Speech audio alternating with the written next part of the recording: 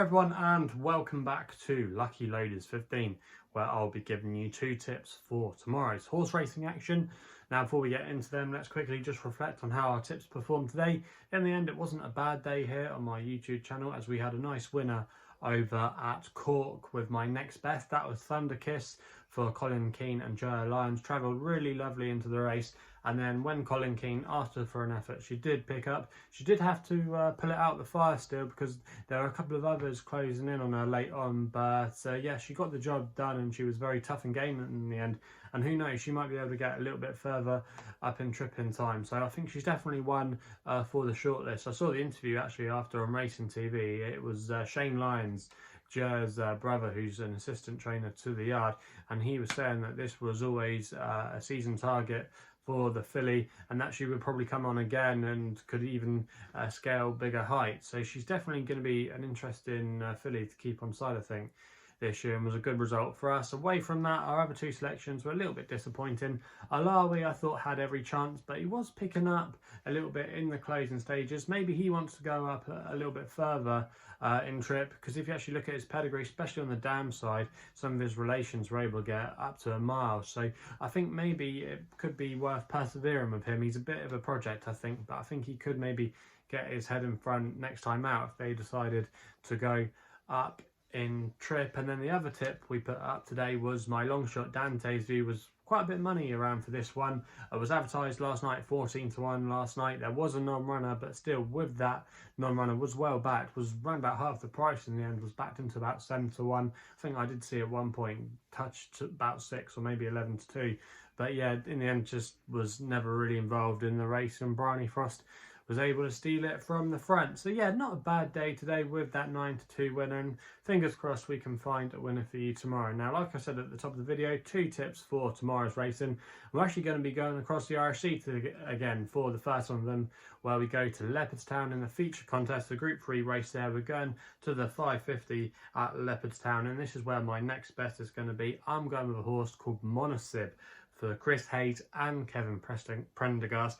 Now you can back this horse at the time recording at 7-2. I'm going to recommend a 1-point win bet here, and I think this horse has got a very good chance tomorrow. Now, the last time we saw this horse, he was running in the Irish 2000 Guineas, where he didn't disgrace himself there to finish 8th. It was quite a test of stamina in the end, because obviously the rain came and it was very heavy ground. So I think you can put a line through that run. I think moving back to this easier drying out ground tomorrow will be a massive advantage for him. I think he'll be more comfortable on that.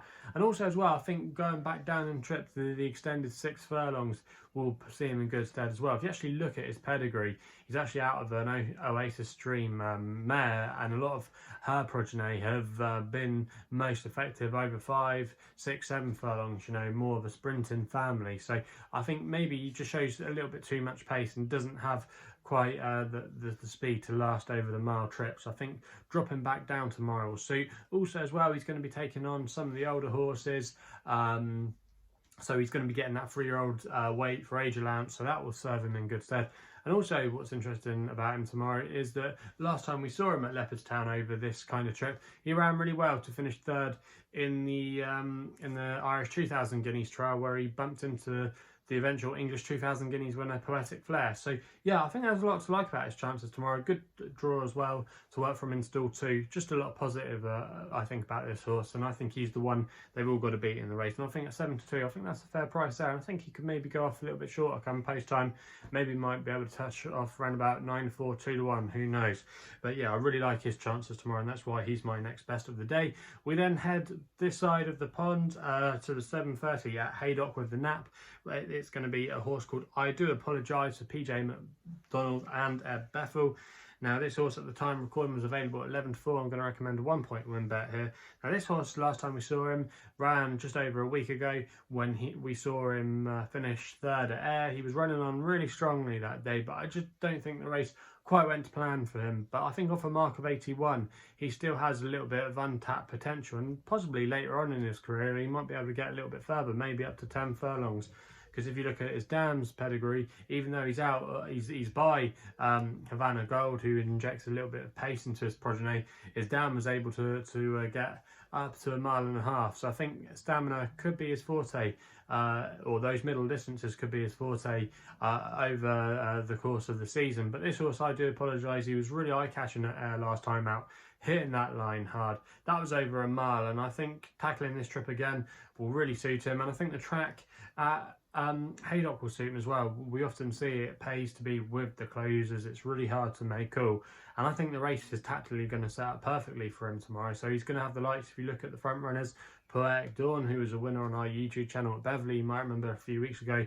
That horse made all under Eleanor Kane. You've got Theban as well, or Thiburn for Sir Michael Stout. He likes to be handy up with the pace. So they could go quite hard here, and it could be a long way home. And I could see Idoapologise travelling really strongly in the hands of PJ McDonald, and then when he presses the button, he'll hopefully be able to pick up and pass all his rivals and be hopefully the winner of the race. I think he's got a good chance, and I think the drying out ground as well, this fast ground, is in his favour as well. So I think there's a lot of ticks in the boxes next to Idoapologise name tomorrow. I really like his chances, and that's why he's going to be my nap of the day. So they're the 2 tips for tomorrow's horse racing. If you're still enjoying these videos, remember to hit that thumbs up button and subscribe if you haven't done so already here to my YouTube channel of Lucky Loaders 15.